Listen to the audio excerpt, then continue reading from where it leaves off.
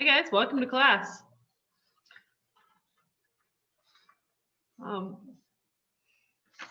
This is going to seem a little weird, but that's what I want you to do. Put that in the chat publicly for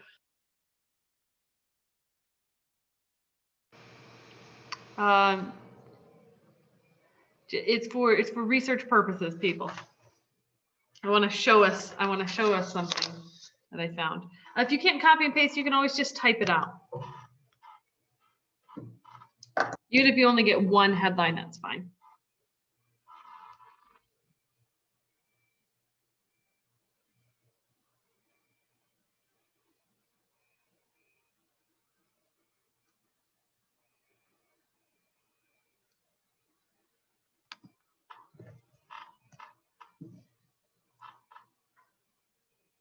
So try to post them.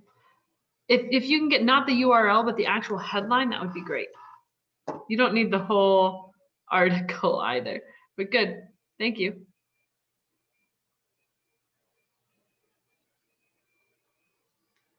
And then try to post it so everyone can kind of see it.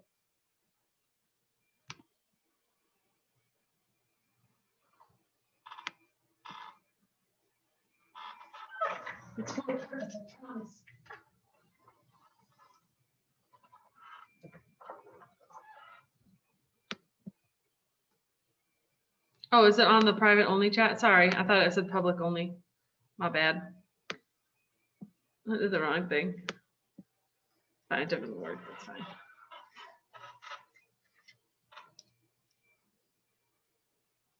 Ooh, wait, that's a repetition.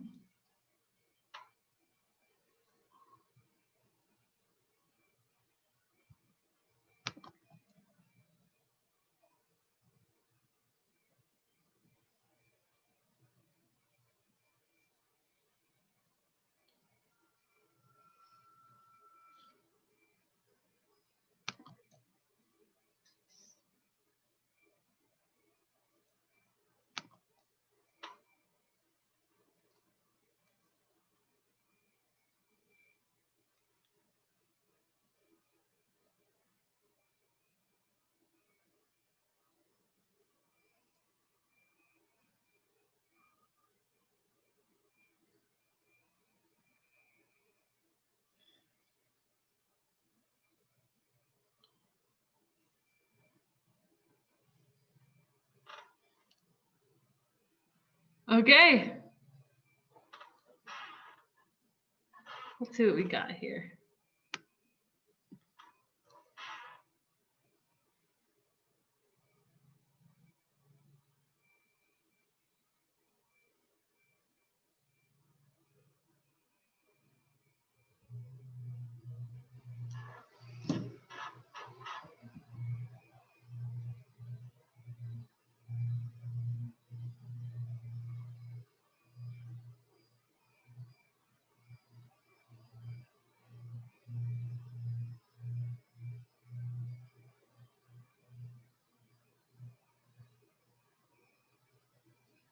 Okay, I want you to, all right, so even if you haven't yet completed the bell work, that's fine. I want you to stop. I want you to scroll back through the chat and look for article titles that were repeated. Look for repeated article titles.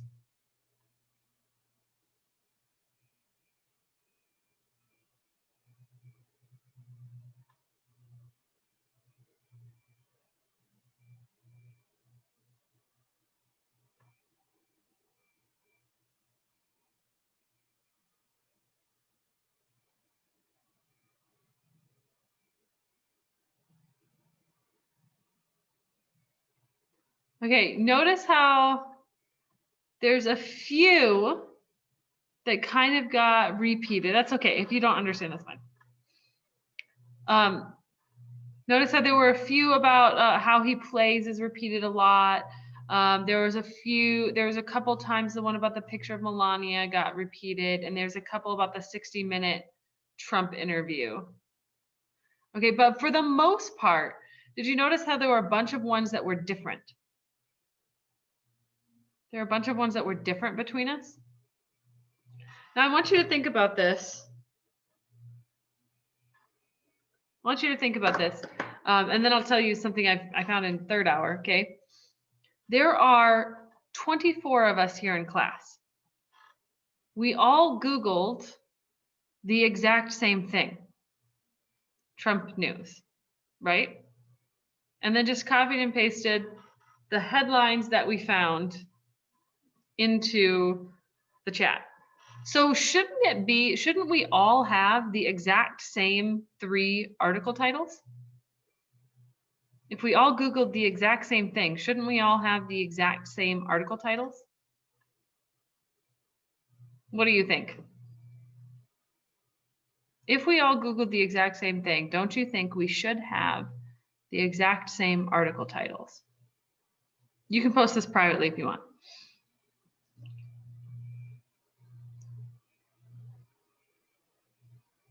Do you think it should be? Not like is it, but do you think it should be?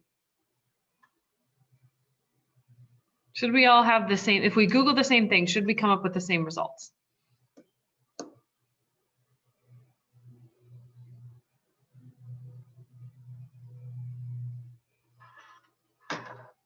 Okay, now let me tell you something. Let me tell you something about this. So it turns out, like in my third hour class, we all Googled the exact same thing at around the same time of the same day, right? And in the third hour class, we only had one article title that repeated in like 4 people's posts. Otherwise, they were all different.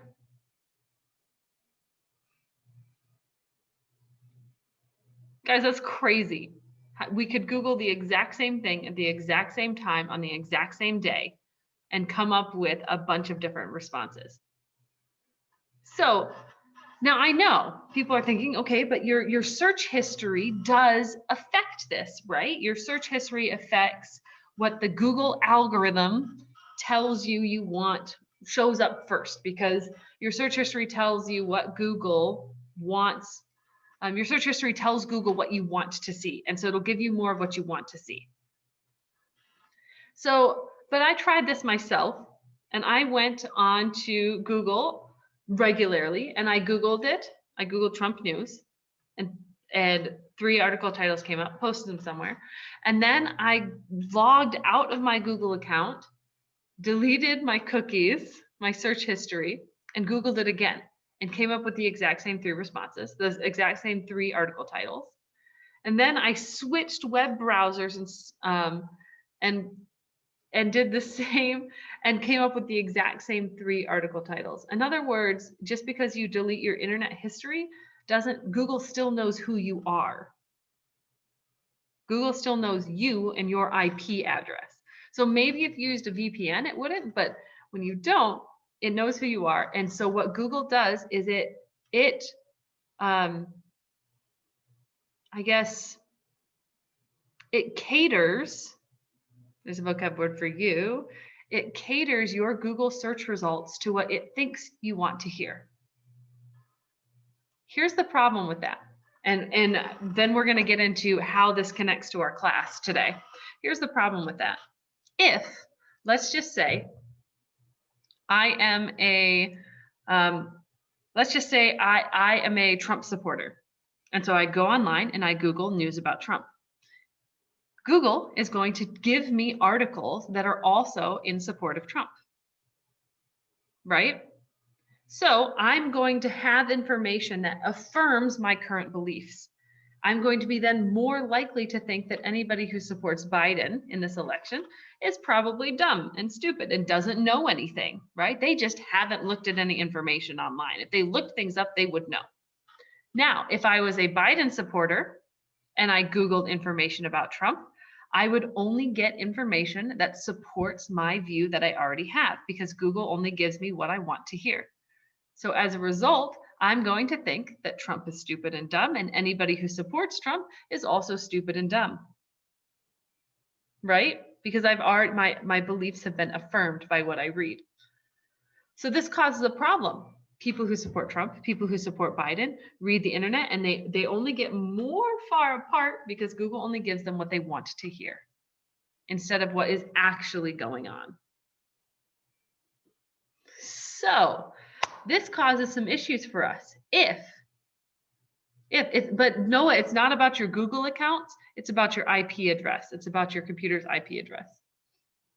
So this causes some issues. If I'm trying to do some research, I need to find out what's going on in the world about something. And it's not just Google, by the way. This is all social media, all websites. They all use algorithms to cater to what you think. Okay? So here's the thing. If I'm trying to research to find out some information because let's say I need to vote in an election, how can I find the information that I need that is true? How can I find out?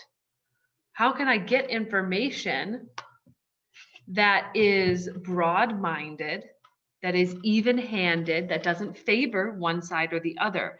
What am I supposed to do? How do I find anything that is unbiased and trustworthy? All right, and that's what we're going to be talking about today. No, it doesn't matter your web browser that you use. It doesn't matter what email account you're on. It doesn't matter what website you're on, guys. They all do it. The only one that doesn't is Wikipedia. If you search something on Wikipedia, everyone comes out with the same results. So, yeah. All right, so we're going to get to talking more about that today. How can we know what's true in the current internet world? But I'm going to go ahead and pray. I'm going to give some announcements, and then we'll start on that. So let's pray. Dear God, thank you for this day. Thank you for this class. Help us today as we study this really difficult topic, that we would have discernment and understanding, and that we'd be able to apply these things to our lives. In your name, amen. Okay, today's class is going to seem almost like we're in a computer class, but we're not. We're in an English class today. But we're going to move on with class today. A couple of just reminders before we move on. This is a reminder for your participation and your attendance. Remember to answer the questions that I give in class. Remember to show up on time to class. And if you have internet issues in class, or for some reason you cannot attend class, remember to send me a message that just lets me know why you couldn't attend class so that I can mark that down. Okay. Also remember that on Wednesday, we have our first nerd lunch at 12:30. If you want to join, completely optional. But if you want to join 12:30 this week, nerd lunch, category is Harry Potter, if you would so like to join. We'll play like a nerdy game, like a trivia game or something, and then we'll just chat or something, maybe like 30 minutes now or something. I don't know. It depends on how much fun we're having. The code, the Zoom link for our fun optional meeting here will be on the English homepage on Schoology if you want it. It's not there yet, so it will be eventually. Our goals for this week, we're going to look, or especially for today, how do you find reliable source information? How do you know what's true on the internet? And how to use research in a paragraph. Those are the things we're going to be looking for in a paper. Your only homework, practice list 4B to 100% by 8:15 a.m. tomorrow morning. All right, so let's get back to this. We're going to be doing some research in class. That's kind of our next thing we're looking towards.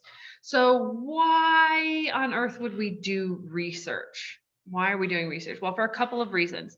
The one big thing, in my opinion, is the third thing on this list. We want to practice being able to find reliable information, because there are many real world situations in which you will find yourself needing to know what's going on in the world, or you need to know some specific information in order to make a choice that will affect your future, or that will affect the future of our country, like voting or like moving somewhere or something else. All right, so how do we find this reliable information in an internet world? Secondly, where information especially is catered directly to what we already think. Secondly, to prepare you for future research essays. Okay, you're going to be when you're a freshman in high school, you will write a research paper. That research paper will be about 9 to 10 pages and will require about 9 to 10 different sources of information for you to put that information into that research paper. So we're actually getting started with that process now, so that by the time you get to ninth grade, it's not so much of a horror show and you can feel a little more like, hey, I've done some of this before. It's gonna be okay. And less like, all of this is new and it will be okay. Secondly, and plus by the time you get to college, all of your papers will be research papers. All of them. You have to have sources for like everything. It's very exciting. Second, the third reason here is I want you to understand a book better. So maybe you're reading something and you find yourself curious about some information, so you know how to Google and to use information effectively and appropriately in your research work. Okay, so those are kind of our main reasons for why we're doing what we're doing. So what we're going to be doing this week is a tiny week-long research unit. Here's the way it's going to work. You're going to be writing 2 paragraphs. One paragraph is going to be focused on the book A Single Shard. So you'll be using the book A Single Shard and evidence, source information you find in the book to back up a claim about character development. So you're going to study Min or Tree Ear and say, this is how this character developed in the book. And here's quotes from the book that back me up, right? The second paragraph you're going to be writing doesn't really have to do with the book, just research. We're going to be writing about one of 2 controversial issues that are can be hard to find what's true online. So this is where we're going to amp up the difficulty level of finding what's true online. The first thing we're going to look at is the election. So you can choose to write about the election, or you'll be able to choose to write about COVID, since both things are difficult to find accurate information online. All right, so there'll be 2 paragraphs you'll be writing. So we're going to focus today and tomorrow on how do we find reliable information. Wednesday, you're going to go find some reliable information. Thursday and Friday, we're going to learn how do I put the information that I've found into a paragraph that communicates well to other people. So that's what we're headed on. So Wednesday, we won't actually have class because you'll be working on doing the research bit. And I don't want to take your extra time to assign homework on that day. So you're going to use your class time for that instead. Okay. So that's our purpose of what we're doing. That's what we're going to be doing this week. So let's start. Resources. All right. If you have a question about a topic and you need to find information about that topic, where can you look? Well, there are 2 basic sources that you probably already know. You can look in books or you can look on the internet. Now, most of us jump immediately to the internet.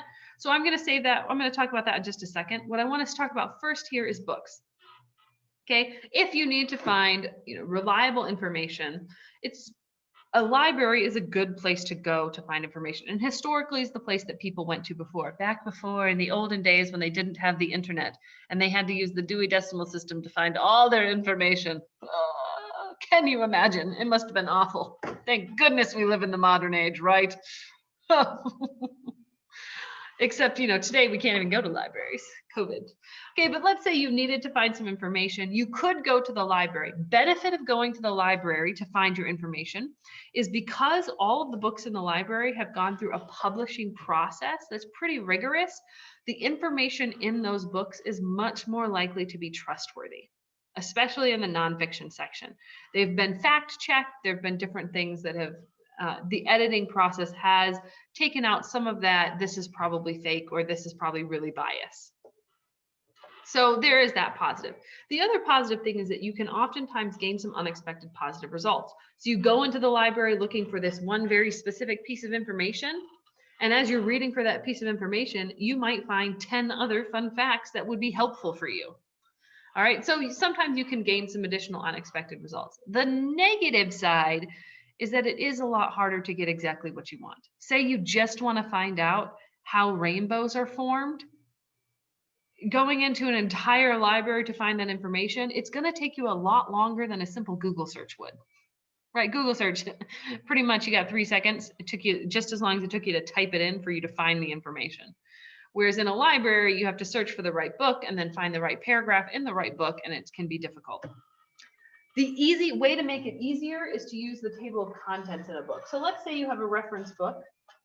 I'll use this one. So I have a reference book, The Economy. Oh boy. And I'm trying to find a specific piece of information in this book. Using the table of contents is the most helpful thing to do. That at least will get you to a section that'll narrow it down so you don't have to read the whole book in order to understand. All right, so that's one helpful thing. Use the table of contents.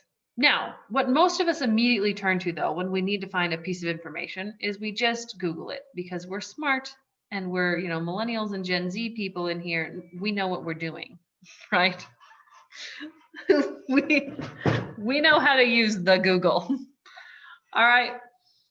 The negative thing about the Google is, how do you know if what you're reading is a bunch of baloney that someone just made up, or they're only giving you some specific information because they want you to believe this way and they're ignoring all the other facts?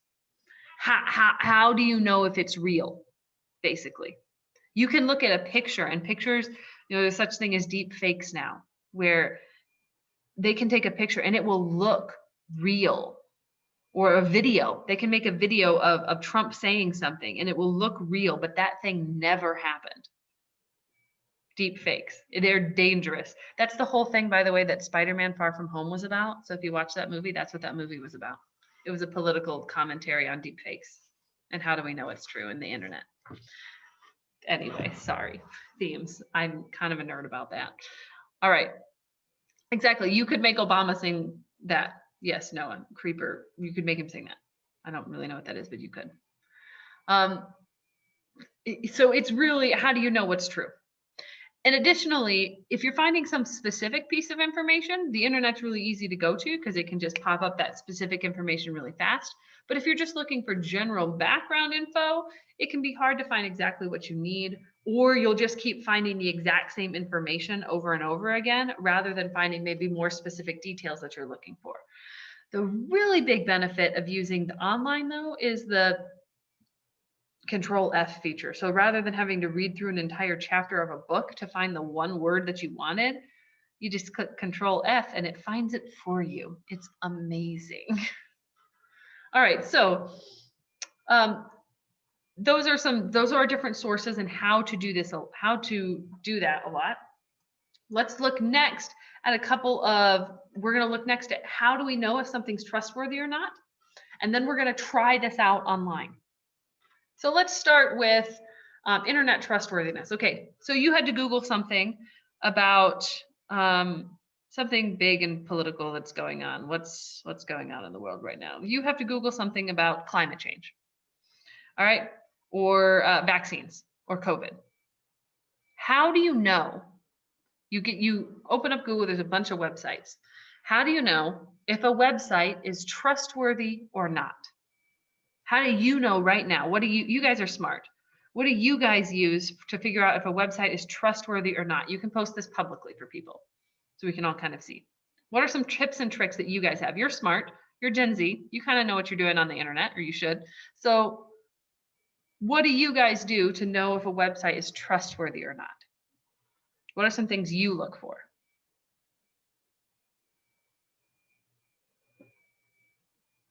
Okay, yeah, so checking to see if the website is secure, especially if you don't want to get a virus on your computer. look for that secure sign, the lock by the URL at the top. That's a good method. Oh, that's a good point, Nisha. Yeah, looking at multiple websites, seeing what they have in common. Jihu, are you kind of getting at the same thing there? Yeah, checking reviews of websites or checking reviews of information. Yeah, McAfee will, or however you say that, will keep you from getting a virus. Yeah, maybe looking at the quality of the website. Anything else anyone else uses? Date of when it's made, right? Because if it's really old, it might be outdated information. Or to see if it's, if they have a bunch of typos, you probably don't trust them. Watermarks would be good on paper. Oh yeah, oh no, yeah, website ones, yeah. Yeah, a couple people have said now checking a bunch of websites to see if there's the same thing on other websites. Yeah, if it's if it's sketchy, if it looks really weird. Yeah, exactly. So yeah, you guys have come up with a lot of good points. Let's look at some of the, I've got a couple here as well. If there aren't a billion ads, yeah, good points there, Alex. This is basically a bunch of the same points that I have here. So you may want to look for, does the URL look suspicious? If you were playing Among Us with this URL, would you kick it out of the spaceship? Yes. Suspicious. Okay. Suspicious URLs might look normal, except, you know, maybe in this NBC News website, there's like a random 1 or number or a dash where there shouldn't be. That's a URL that's trying to look like an official URL to get you to click on it. But in reality, that's probably going to cause you a bunch of problems. So be careful. What you may want to look for is a known company. So a company you can find information about. They are well established or something like that. Something like, yeah, the BBC would be a good company, well-established news companies, a government website, those .govs, .edus, which are usually school websites, .org, which stands for .organization. Anyone that ends in .gov, .org, .edu, they pay for that domain a little more than what people pay for a .com. So it shows us that they're more invested in their website and they're making money probably from other sources. And so they're not trying to make as much money off of you, which means they're more likely to have good information on their website. Okay. You also want to check for, does the title of the article, like when you pulled it up on Google, does the title read like clickbait? If it does, it's probably not that reliable. Or if it has a more professional sounding article title, maybe it uses some bigger words, maybe it, you know, gives you the full statement, that might be a more reliable source. My cousin is a freelance writer who works writing mainly political news. And basically she said that the way authors get paid is by how many times you click on their article, not by whether or not their information in their article is accurate. So the more they're just trying to get you to click on their article, probably the less accurate their information is. Except our cookies. Accepting your cookies is just a thing that websites have to do now, kind of a thing. Does the website seem outdated? Did they make this website in like 1998, people, and they haven't updated it since then? Because if so, they probably haven't been back to check the information on their website, since that was 1998 was only 6 years after the internet was made public. So you want to check for up-to-date graphic design. Does it look nice? Does it seem good?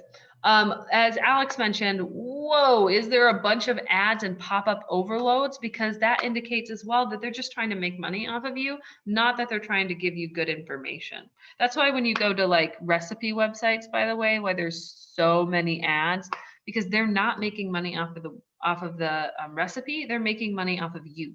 That's why, by the way, guys, the internet is free, because it's not, we're not on the internet to buy. We don't have to buy to go on websites. You just go on websites for free, because the internet isn't the commodity that's being bought. We are what is being bought on the internet. Our attention is what's being paid for. So that's why the internet's free for us, because we are the cookies on the grocery store shelf in the internet. That is us. Like, you can get paid like a couple cents for every time you click on a website or something. So a couple thousand clicks, you get some good money from that. You are the item. Okay. So if there's a bunch of ads, bunch of pop-ups, probably not as trustworthy as if they have a reasonable amount of ads. There are going to be a few, because they do have to make money, but it's how many ads they have also is going to demonstrate how trustworthy they are. Check for emotional language. This is how you check for bias. If they're using a lot of really emotional language, it's going to be a more biased article, which doesn't mean that the information in there isn't trustworthy. It just means that the information there isn't going to be the whole picture. It's going to be the picture seen from a very specific angle, not the entirety of the scene. So emotional language is stuff like, Trump is the worst president ever. Trump cried like a little baby boy before the election night, or something like that. Those are emotional language. They're trying to get you to really see him as someone who's small and insignificant and little. Or you'll never, this poor any other emotional language that might make you feel sorry for something, or to feel like your side is the best, or to feel like your side is the worst. Any superlatives, that's emotional language. They're trying to get you to believe their side is the best. And it's bias language. So you really want to look for objective language that doesn't pick a side. Rather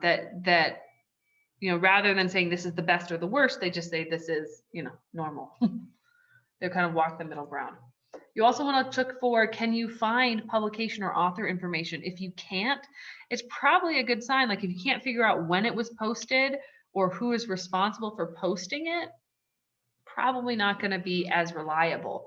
If you can find and cross-check publication and author information, you can do a little bit of extra research on who this author is. That would be a good indication that it might be more trustworthy. Or at the very least, you'll be able to use that author information to figure out the bias and ignore the bias. If the information is unique, AKA you cannot find that information that website told you anywhere else, it's only on that website, that means it's probably fake. The real stuff, you should be able to cross-check it on other trustworthy sources. You should be able to see it in multiple places to know if it's real. Okay? Does that make sense? So let's go ahead and do a little research. We're going to start now researching a topic that is pretty standard and normal, that you're not going to have a bunch of, you probably won't have a bunch of fake information about. And then we're going to try something a little more controversial and see what pops up. So let's go to the internet now. Let's go to the internet. Oh, hang on. Welcome to the internet. Let's just go to Google and let's search for, let's say we're doing information. I read a single shard and I'm interested in Celadon pottery and I want to learn a little bit more about it in the real world. So that's going to be our first search. We're just going to look at Celadon pottery and see what we can find. Okay, so the first thing that pops up here on Google is this. So it gives me a little more information about what it is, but let's take a look at this website. Okay, so Christie's.com. First of all, I notice it's a .com, which means they haven't put maybe as much into buying their domain as some other people have. And Christie's, to me, doesn't sound that reliable right away, except for the fact that I happen to know that Christie's is a jeweler. So they do probably have some information about jewelry that they might know some stuff. However, because they're a jeweler, they're probably trying to sell me stuff. And so they might give me information where they're just trying to sell specific items they have, rather than maybe more general information like I'm looking for. So an okay source if I needed to, but there's more on Google than just this, so I'm going to keep scrolling. Okay, down here I see Wikipedia. Ooh, love me some Wikipedia. Like I said before, Wikipedia is the only website where if you search something and I search something, we both come up with the same thing. Yay. So I found Wikipedia here. Woohoo! This is nice. The great thing about Wikipedia is that it does give you if you're just doing information for your own personal search, it gives you great information. There's a lot of info here. It has pictures, like so nice. Yay, Wikipedia. We love it. The only problem is anybody can technically edit it at any time. And granted, while the Wikipedia staff are really good at finding those mistakes and getting rid of them relatively quickly, you can run into some problems that way where you might learn something that's fake. So that's the big reason why, because it's community based, that's why when you're writing a paper for school or for college, you can't cite Wikipedia as a source because it's not as reliable for that reason. What you can do, read the Wikipedia article to give yourself some background information. These are so pretty. I like this one right there. That's so pretty. These cracks are gorgeous. What you can do is read it to find some information. And then you scroll down to the very, very, very bottom and you hit this. And this is where you go to find the articles that you can cite. This is where Wikipedia got their information. So this is the stuff that you can cite. Like this one's from a museum of art. That seems like a pretty reliable source. So you can look up information there. Okay, so that's how to use Wikipedia. Here's one from Etsy. They're probably not trying to give me any information about Celadon pottery there. They're probably just trying to sell it to me. It says market right there. That's probably trying to sell it to me.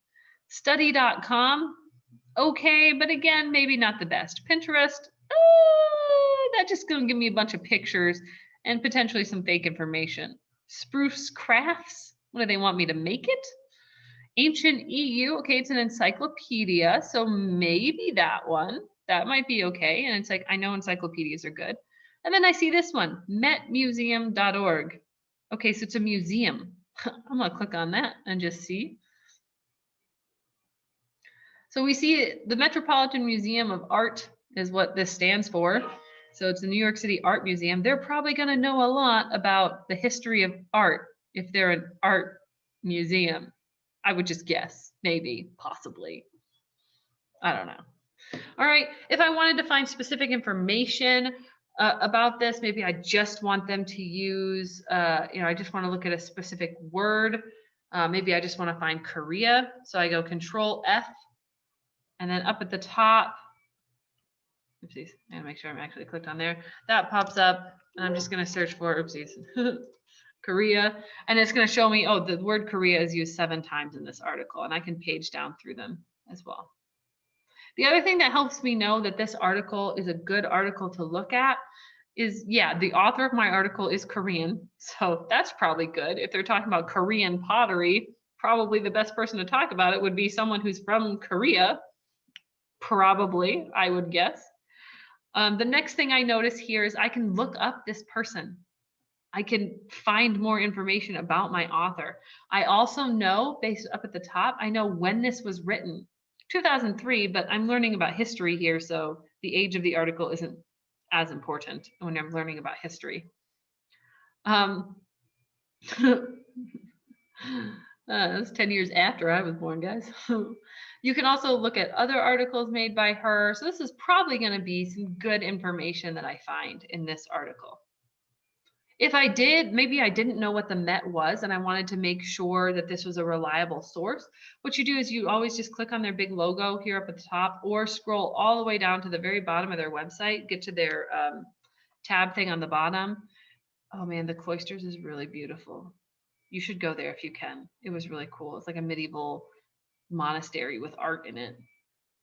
But like I said, I'm unfortunately an art nerd now, so my bad. But what you can do is you can find out about, click the About the Met thing. And you can find more information about them to figure out, can you trust these people as a source? Do they seem like good, trustworthy people? That's cool. I like that thing. I don't know what that is, but that's a tapestry? That's cool. Sorry, I got distracted. I did not mean to get distracted. My bad. I should not go. Well, yeah, it's the art on the wall, but I wanted to know what kind of art it was. Can I like click on it? No, not clickable. It's not clickable. Whatever, that's fine.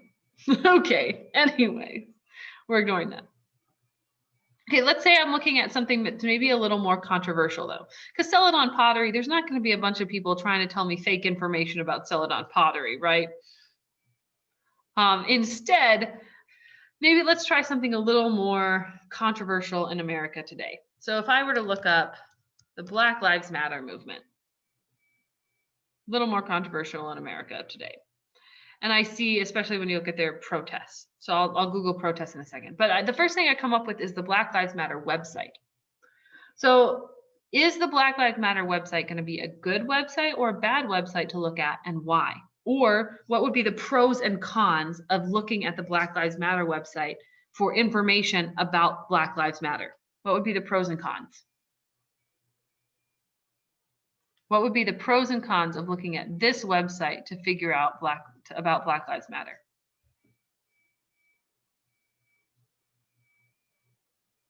Sienna, that's a good con. What's a good pro for that?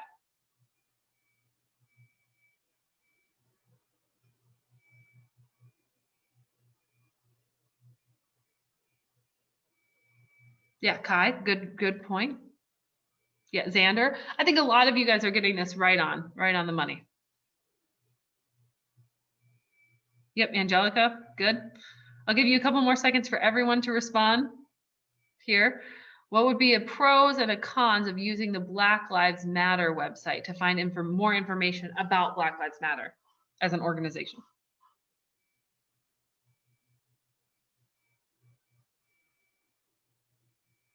Yep. Okay, wait a couple more seconds. Give more people a chance to respond in 10, 9, 8, 7, 6, 5, 4, 3, 2, 1.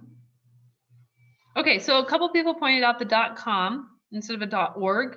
So maybe they just haven't gotten to that part, that phase yet of buying a bigger URL or bigger domain space.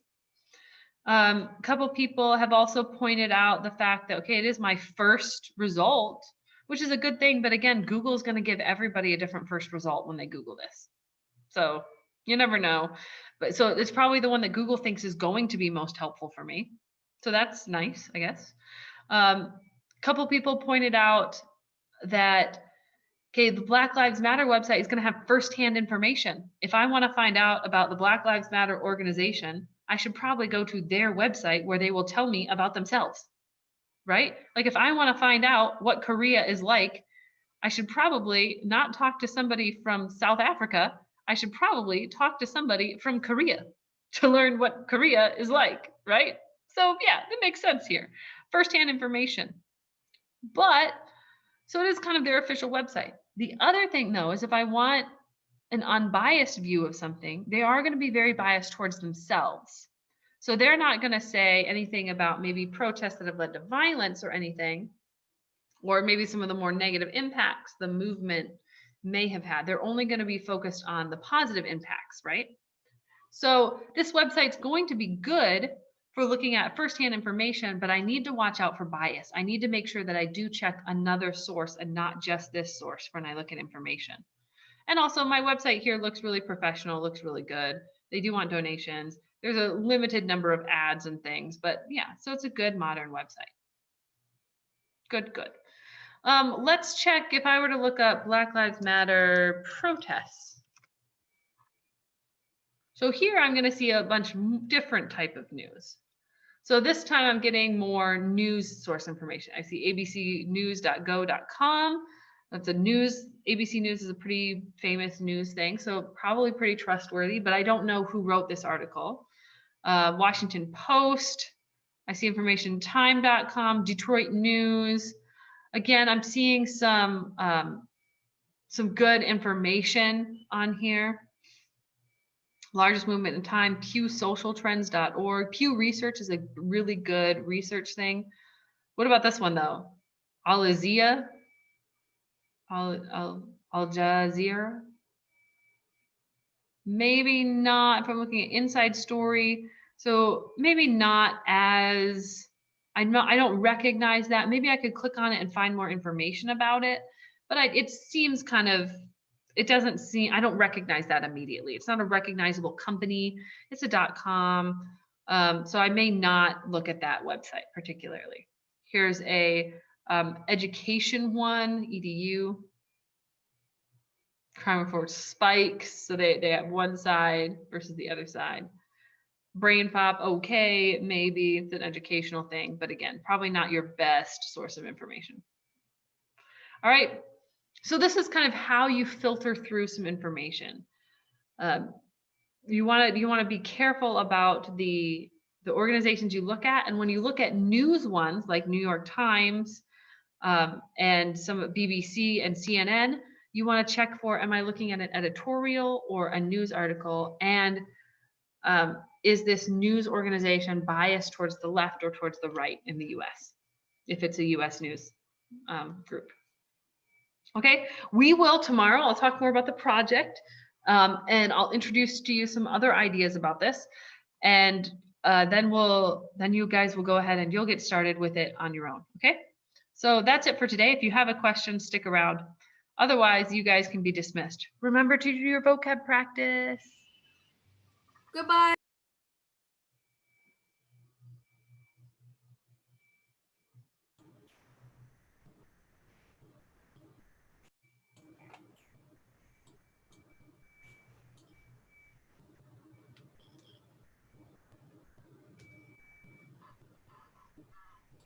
Any questions from you guys, Ashley or Samuel or Don?